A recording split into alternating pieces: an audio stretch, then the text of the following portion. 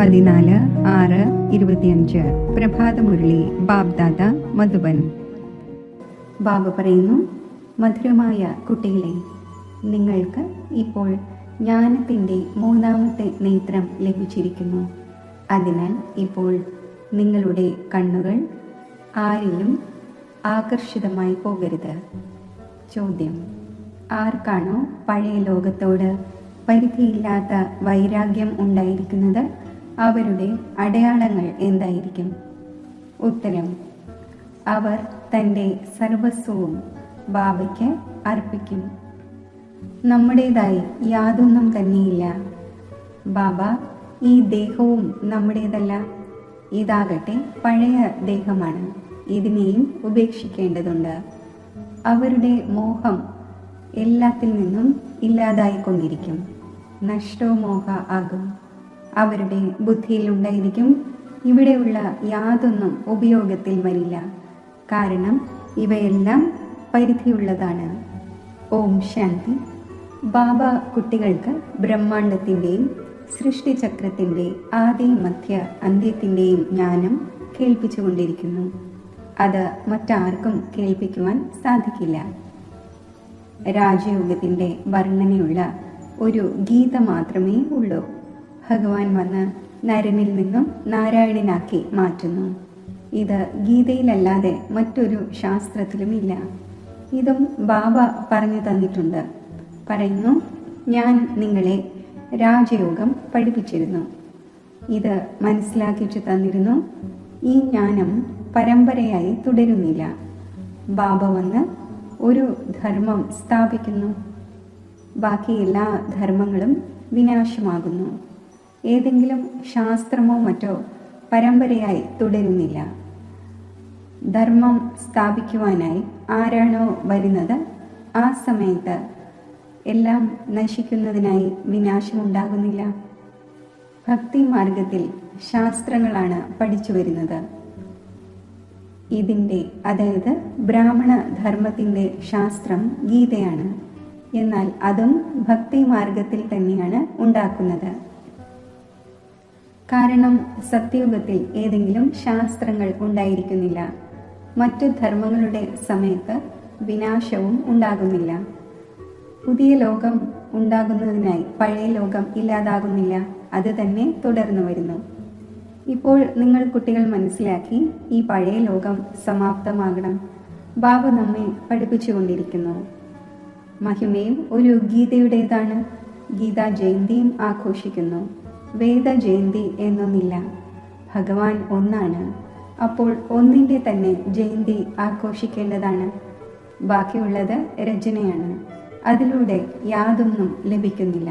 സമ്പത്ത് പിതാവിൽ നിന്നാണ് ലഭിക്കുന്നത്. ചിറ്റപ്പനോ അമ്മാവനോ തുടങ്ങിയവരിൽ നിന്നും സമ്പത്തൊന്നും ലഭിക്കുന്നില്ല.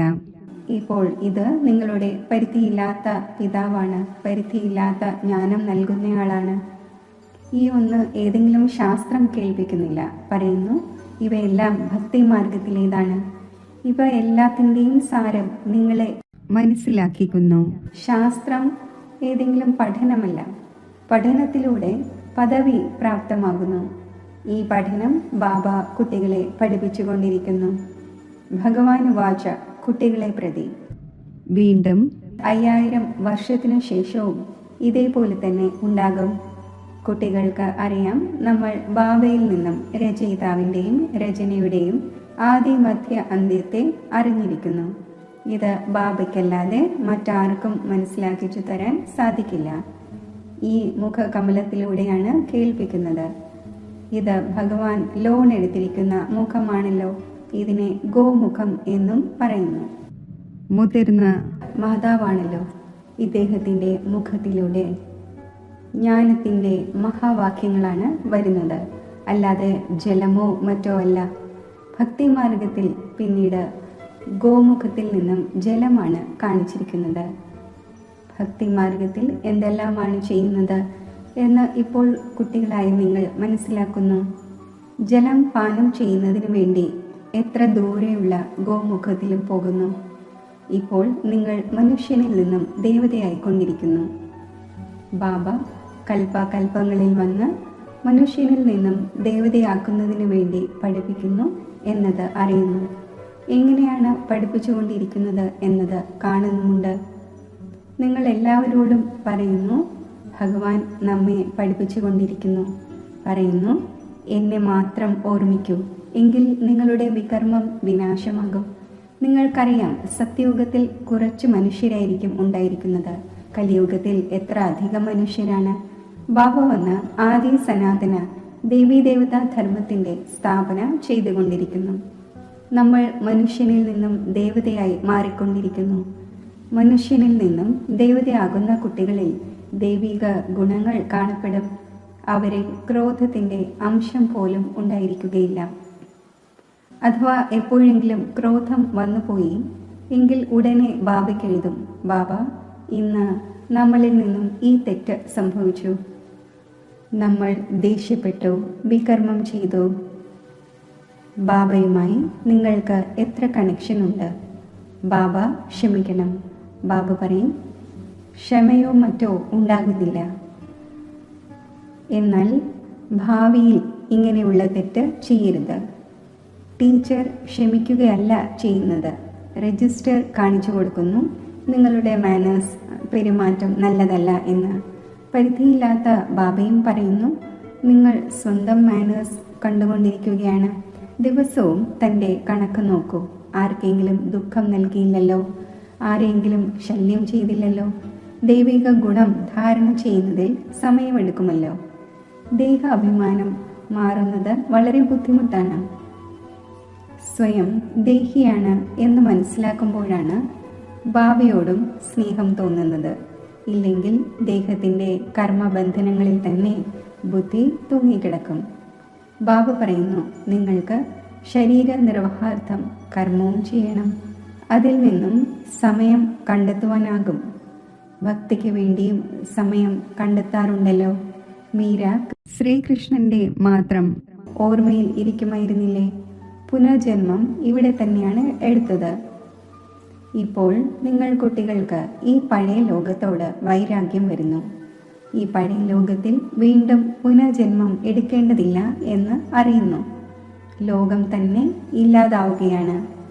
ഈ കാര്യങ്ങളെല്ലാം നിങ്ങളുടെ ബുദ്ധിയിലുണ്ട്. ബാബയിൽ ജ്ഞാനം ഉള്ളതുപോലെ കുട്ടികളിലുമുണ്ട്. ഈ സൃഷ്ടിയുടെ ചക്രം മറ്റാരുടെയും ബുദ്ധിയിലില്ല. ഉയർന്നതിലും ഉയർന്ന പതീത പാവനെ ബാബയാണ്. ആ ഒന്ന് നമ്മെ പഠിപ്പിക്കുന്നു എന്നത് നിങ്ങളുടെ ബുദ്ധിയിലും നമ്പർ വൈസായിട്ട് ഇരിക്കുന്നു.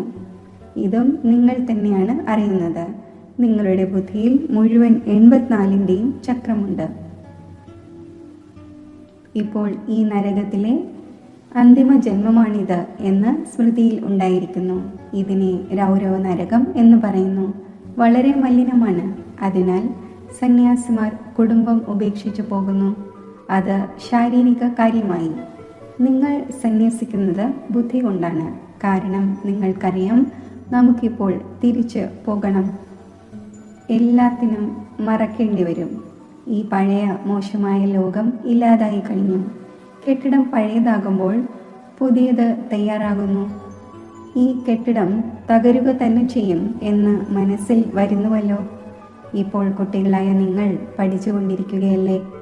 പുതിയ ലോകത്തിൻ്റെ സ്ഥാപന നടന്നുകൊണ്ടിരിക്കുകയാണ് എന്നറിയാം. ഇനി കുറച്ച് സമയമേ ഉള്ളൂ. വളരെയധികം കുട്ടികൾ വന്ന് പഠിക്കും. പുതിയ കെട്ടിടം ഇപ്പോൾ നിർമ്മിച്ചുകൊണ്ടിരിക്കുന്നു.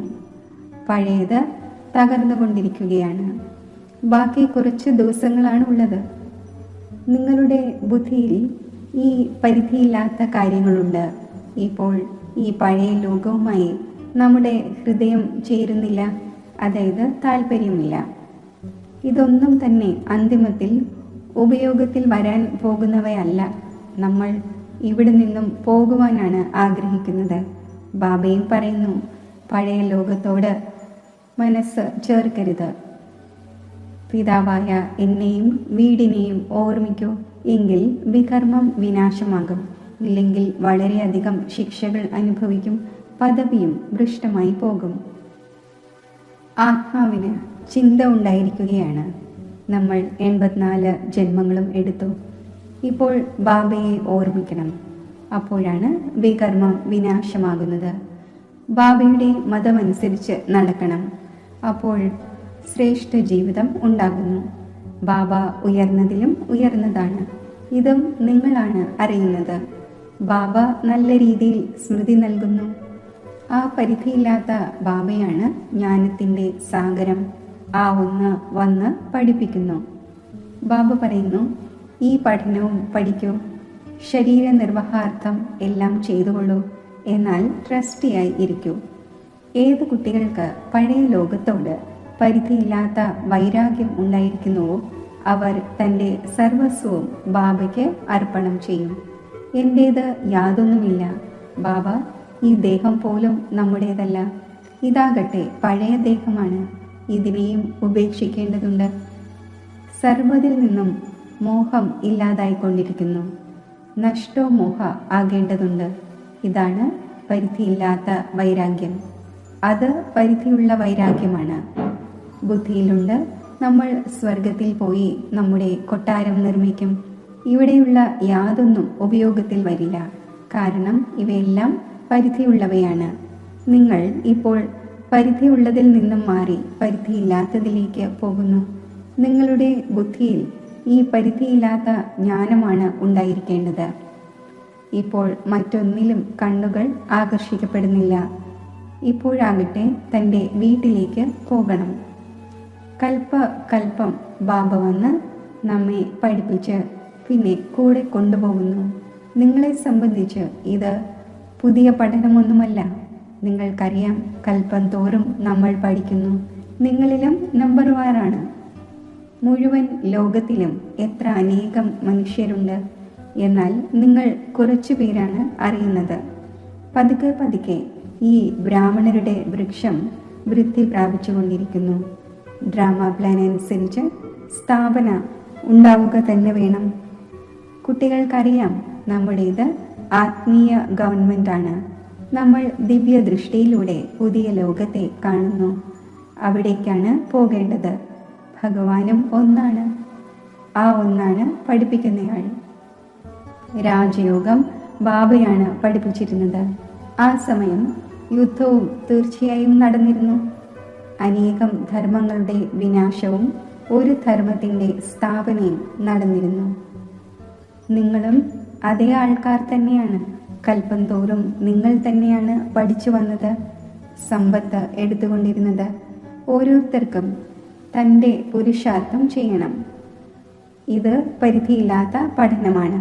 ഈ ശിക്ഷണം ഏതെങ്കിലും മനുഷ്യന് നൽകുവാൻ സാധിക്കില്ല. ബാബ ശ്യാമം എന്നതിൻ്റെയും സുന്ദരം എന്നതിൻ്റെയും രഹസ്യം മനസ്സിലാക്കിച്ചു തന്നു. നിങ്ങളും മനസ്സിലാക്കുന്നുണ്ട്. ഇപ്പോൾ നമ്മൾ സുന്ദരമായി കൊണ്ടിരിക്കുന്നു. മുൻപ് ശ്യാമം ആയിരുന്നു. ശ്രീകൃഷ്ണൻ ഒറ്റയ്ക്കല്ല ഉണ്ടായിരുന്നത്, മുഴുവൻ രാജധാനിയും ഉണ്ടായിരുന്നുവല്ലോ. ഇപ്പോൾ നിങ്ങൾ മനസ്സിലാക്കുന്നു, നമ്മൾ നരകവാസിയിൽ നിന്നും സ്വർഗവാസി ആയിക്കൊണ്ടിരിക്കുന്നു. ഇപ്പോൾ നിങ്ങൾക്ക് ഈ നരകത്തോട് വെറുപ്പ് വരുന്നു. നിങ്ങളിപ്പോൾ പുരുഷോത്തമ സംഗമയുഗത്തിൽ വന്നു കഴിഞ്ഞു. ഇത്ര അധികം പേർ വരുന്നു. എങ്കിലും ആര് കഴിഞ്ഞ കൽപ്പത്തിൽ വന്നിട്ടുണ്ടാകുമോ അവർ തന്നെയാണ് ഇവരിൽ നിന്നും വരുന്നത്. സംഗമയുഗത്തെയും നല്ല രീതിയിൽ ഓർമ്മിക്കണം. നമ്മൾ പുരുഷോത്തം, അതായത് മനുഷ്യനിൽ നിന്നും ദേവതയായിക്കൊണ്ടിരിക്കുന്നു. മനുഷ്യൻ നരകമെന്താണെന്നോ സ്വർഗം എന്താണെന്നോ പോലും അറിയുന്നില്ല. അവർ പറയുന്നു, എല്ലാം ഇവിടെ തന്നെയാണ്. ആരാണോ സുഖമായിരിക്കുന്നവർ അവർ സ്വർഗത്തിലാണ്, ആരാണോ ദുഃഖിതർ അവർ നരകത്തിലാണ്. അനേകം മതങ്ങളുണ്ടല്ലോ. ഒരു വീട്ടിൽ പോലും അനേകം മതങ്ങൾ ഉണ്ടാകുന്നു. കുട്ടികളും മറ്റുമുള്ള മോഹത്തിൻ്റെ ചരട് മുറിയുന്നില്ല. മോഹത്തിന് വശപ്പെട്ട് നമ്മൾ ഏത് രീതിയിലാണ് കഴിയുന്നത് എന്നത് മനസ്സിലാക്കുന്നുമില്ല. കുട്ടികളെ വിവാഹം കഴിപ്പിക്കട്ടെ എന്ന് ചോദിക്കുന്നു. എന്നാൽ കുട്ടികൾക്ക് ഈ നിയമവും മനസ്സിലാക്കിച്ചു തരുന്നു. നിങ്ങൾ സ്വർഗവാസി ആകുന്നതിന് വേണ്ടി ഒരു ഭാഗത്ത് ജ്ഞാനം എടുത്തുകൊണ്ടിരിക്കുന്നു, മറുഭാഗത്ത് ചോദിക്കുന്നു അവരെ നരകത്തിൽ തള്ളിയിടട്ടെ എന്ന്. ചോദിക്കുകയാണെങ്കിൽ ബാബ പറയും, പോയി ചെയ്തുള്ളൂ. ബാബയോട് ചോദിക്കുകയാണെങ്കിൽ ഇവർക്ക് മോഹമുണ്ട് എന്ന് ബാബ മനസ്സിലാക്കിച്ചു തരുന്നു. ഇനി പാടില്ല എന്ന് പറഞ്ഞാലും അവജ്ഞ ചെയ്യും. പെൺകുട്ടിയുടേത് നടത്തിക്കുക തന്നെ വേണം, ഇല്ലെങ്കിൽ സംഘദോഷത്തിൽ മോശമായി പോകുന്നു. പുത്രന്മാരെ ചെയ്യിക്കാതിരിക്കാം, പക്ഷേ ധൈര്യം വേണമല്ലോ. ബാബ ഇന്ന ആളെ കൊണ്ട് ആക്ട് ചെയ്യിച്ചുവല്ലോ, ഇന്ന ആളെ കണ്ട് പിന്നെ മറ്റുള്ളവരും ചെയ്യാൻ തുടങ്ങുന്നു. വീട്ടിലും വളരെയധികം വഴക്കുകൾ ഉണ്ടാകുന്നു. ഇത് വഴക്കുകളുടെ ലോകമാണ്, മുള്ളുകളുടെ കാടാണല്ലോ. അന്യോന്യം വേദനിപ്പിച്ചുകൊണ്ടിരിക്കുന്നു. സ്വർഗത്തെ ഗാർഡൻ എന്ന് പറയുന്നു, ഇത് ജംഗിളാണ്. ബാബ വന്ന് മുള്ളുകളിൽ നിന്നും പുഷ്പമാക്കി മാറ്റുന്നു. വിരളമായേ ആരെങ്കിലും വരുന്നുള്ളൂ. എക്സിബിഷനിൽ അതെ അതെ എന്നൊക്കെ പറയുന്നു, പക്ഷേ യാതൊന്നും മനസ്സിലാക്കുന്നില്ല. ഒരു കാതിലൂടെ കേൾക്കുന്നു, മറു കാതിലൂടെ കളയുന്നു. രാജധാനി സ്ഥാപിക്കുന്നതിന് സമയമെടുക്കുന്നുവല്ലോ. മനുഷ്യൻ സ്വയം മുള്ളാണ് എന്ന് മനസ്സിലാക്കുന്നില്ല. ഈ സമയത്ത് രൂപം മനുഷ്യൻ്റേതാണ്, പക്ഷേ സ്വഭാവം കുരങ്ങിനേക്കാൾ മോശമാണ്. പക്ഷേ അങ്ങനെ സ്വയം മനസ്സിലാക്കുന്നില്ല. അതിനാൽ ബാബ പറയുന്നു, തൻ്റെ രചനയെ മനസ്സിലാക്കിച്ചു കൊടുക്കണം. അഥവാ മനസ്സിലാക്കുന്നില്ലെങ്കിൽ പിന്നെ ഓടിക്കണം. പക്ഷേ ആ ശക്തി വേണമല്ലോ. മോഹത്തിൻ്റെ കീടം ബാധിച്ചിരിക്കുകയാണ്, അതിനെ മാറ്റുവാൻ സാധിക്കില്ല. ഇവിടെയാകട്ടെ നഷ്ടമോഹയാകണം. എൻ്റേത് ഒന്ന്, രണ്ടാമതായി ആരുമില്ല. ഇപ്പോൾ ബാബ വന്നിരിക്കുകയാണ് കൊണ്ടുപോകാനായി. പാവനമാകേണ്ടതുണ്ട്, ഇല്ലെങ്കിൽ വളരെയധികം ശിക്ഷകൾ അനുഭവിക്കും, പദവിയും ഭ്രഷ്ടമായി പോകും. ഇപ്പോൾ സ്വയം തന്നെ സദോപ്രധാനമാക്കുന്നതിൻ്റെ ചിന്തയുണ്ടായിരിക്കുന്നു. ശിവന്റെ ക്ഷേത്രത്തിൽ പോയി നിങ്ങൾക്ക് മനസ്സിലാക്കിച്ചു കൊടുക്കുവാൻ സാധിക്കും. ഭഗവാൻ ഭാരതത്തെ സ്വർഗത്തിൻ്റെ അധികാരി ആക്കിയിരുന്നു. ഇപ്പോൾ ആ ഒന്ന് വീണ്ടും ആക്കിക്കൊണ്ടിരിക്കുന്നു. പറയുന്നു, എന്നെ മാത്രം ഓർമ്മിക്കൂ. ശരി, മധുരമധുരമായ സിഖിലതെ കുട്ടികൾക്ക് മാതാവും പിതാവുമായ ബാബ്ദാദയുടെ സ്നേഹസ്മരണകൾ. Good morning. ആത്മീയ അച്ഛൻ്റെ ആത്മീയ കുട്ടികൾക്ക് നമസ്തേ. ധാരണയ്ക്കുള്ള മുഖ്യസാരം: ഈ പഴയ ലോകത്തോട് പരിധിയില്ലാത്ത വൈരാഗിയായി തൻ്റെ സർവസ്വവും അർപ്പണം ചെയ്യണം. നമ്മുടേതായി യാതൊന്നുമില്ല. ഈ ദേഹവും നമ്മുടേതല്ല. ഇതിനോട് മോഹം ഇല്ലാതാക്കി നഷ്ടോമോഹ ആകണം. ഒരിക്കലും രജിസ്റ്ററിൽ പാടുവീഴും വിധത്തിലുള്ള യാതൊരു തെറ്റും ചെയ്യരുത്. സർവ ദൈവീ ഗുണങ്ങളും ധാരണ ചെയ്യണം. ഉള്ളിൽ ക്രോധത്തിൻ്റെ അല്പം പോലും അംശം ഉണ്ടാകരുത്. വരദാനം: പറയുന്നതും ചിന്തിക്കുന്നതും ചെയ്യുന്നതും ഇവ മൂന്നും സമാനമാക്കുന്ന ജ്ഞാനി ആത്മാവായി ഭവിക്കട്ടെ. ഇപ്പോൾ വാനപ്രസ്ഥ അവസ്ഥയിൽ പോകാനുള്ള സമയം സമീപം വന്നുകൊണ്ടിരിക്കുന്നു. അതിനാൽ ദൗർബല്യങ്ങളുടെ എൻ്റേതെന്ന ഭാവത്തെയും വ്യർത്ഥത്തിൻ്റെ കളികളെയും സമാപ്തമാക്കി പറയുന്നതും ചിന്തിക്കുന്നതും ചെയ്യുന്നതും സമാനമാക്കൂ. അപ്പോൾ ജ്ഞാനസ്വരൂപം എന്ന് പറയും. ആരാണോ ഇങ്ങനെയുള്ള ജ്ഞാനസ്വരൂപ ജ്ഞാനി ആത്മാക്കൾ, അവരുടെ ഓരോ കർമ്മവും സംസ്കാരവും ഗുണവും കർത്തവ്യവും സമർത്ഥവും ഭാവിക്ക് സമാനവും ആയിരിക്കും. അവർക്ക് ഒരിക്കലും വ്യർത്ഥത്തിൻ്റെ വിചിത്ര കളികൾ കളിക്കാൻ സാധിക്കില്ല. സദാ പരമാത്മാവുമായുള്ള കൂടിക്കാഴ്ചയുടെ കളിയിൽ ബിസിയായിരിക്കും. ഒരു ബാബയുമായി കൂടിക്കാഴ്ച ആഘോഷിക്കും. മറ്റുള്ളവരെ ബാബയ്ക്ക് സമാനമാക്കി മാറ്റും. സ്ലോഗൻ: സേവനങ്ങളുടെ ഉന്മേഷം ചെറിയ ചെറിയ രോഗങ്ങളെ മർജാക്കുന്നു. അവ്യക്ത സൂചന: ആത്മീയ സ്ഥിതിയിൽ ഇരിക്കുന്നതിൻ്റെ അഭ്യാസം ചെയ്യൂ. അന്തർമുഖിയാകൂ. അന്തർമുഖി എന്നാൽ വായുടെയും മനസ്സിൻ്റെയും മൗനം വയ്ക്കുന്നവർ. വായുടെ മൗനം ലോകത്തിലും വയ്ക്കുന്നു. എന്നാൽ ഇവിടെ വ്യർത്ഥ സങ്കല്പങ്ങളിൽ നിന്നും മനസ്സിൻ്റെ മൗനം ഉണ്ടാകേണ്ടത് ആവശ്യമാണ്. ഏതുപോലെ ട്രാഫിക് കൺട്രോൾ ചെയ്യുമ്പോൾ വ്യർത്ഥത്തിൻ്റെ ട്രാഫിക്കിനെ കൺട്രോൾ ചെയ്യുന്നുവോ, അതേപോലെ ഇടയ്ക്കിടയ്ക്ക് ഒരു ദിവസം മനസ്സിൻ്റെ വ്യർത്ഥത്തിൻ്റെ ട്രാഫിക് കൺട്രോൾ ചെയ്യൂ. ഓം ശാന്തി. യോഗത്തിൻ്റെ അഭ്യാസം. ദേഹത്തിൻ്റെ പർദ്ദയ്ക്കുള്ളിൽ മറഞ്ഞിരുന്ന ആത്മസ്വരൂപത്തിൻ്റെ സ്മൃതിയെ ഞാൻ ജ്ഞാനബലവും ബുദ്ധിബലവും കൊണ്ട് സ്പഷ്ടമാക്കുന്നു.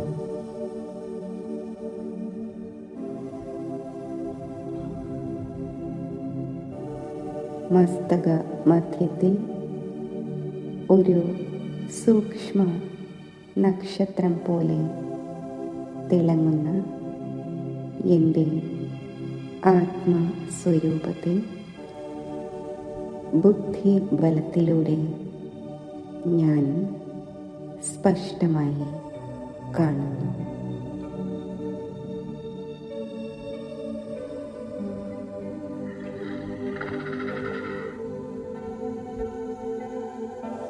ആ പ്രകാശബിന്ദു സ്വരൂപത്തിൽ ബുദ്ധിയെ ഏകാഗ്രമാക്കുന്നു.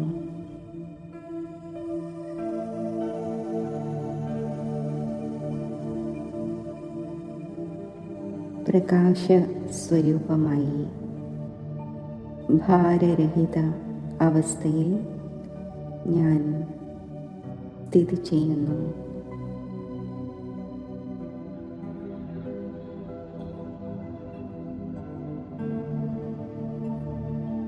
ഒരു സെക്കൻഡിൽ ഞാൻ പരമധാമത്തിൽ ബാബയുടെ സ്വരൂപത്തിൽ ബുദ്ധിയെ ഏകാഗ്രമാക്കുന്നു.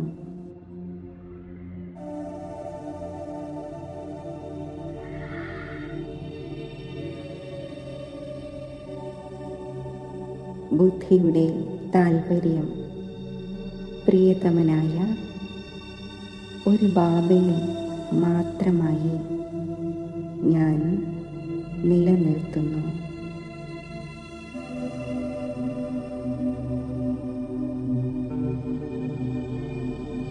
പ്രകാശ ബിന്ദുരൂപിയായ ബാബയിൽ എൻ്റെ ബുദ്ധിയുടെ കണക്ഷൻ ചേർക്കുന്നു.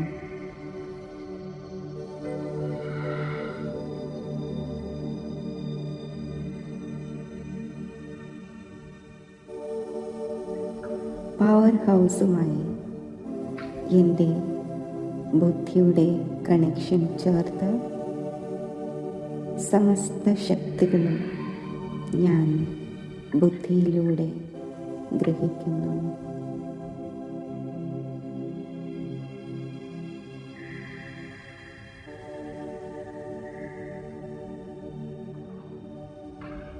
സർവശക്തി സമ്പന്ന അവസ്ഥ ഞാൻ കൈവരിക്കുന്നു.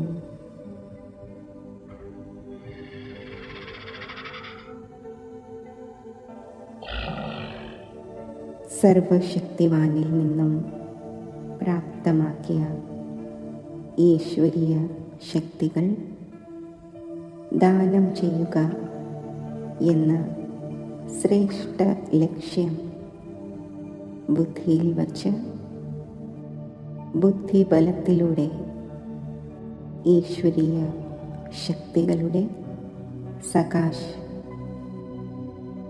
പ്രകാശബീജുകളുടെ രൂപത്തിൽ മുഴുവൻ വിശ്വത്തിലേക്കും ഞാൻ വ്യാപിപ്പിക്കുന്നു.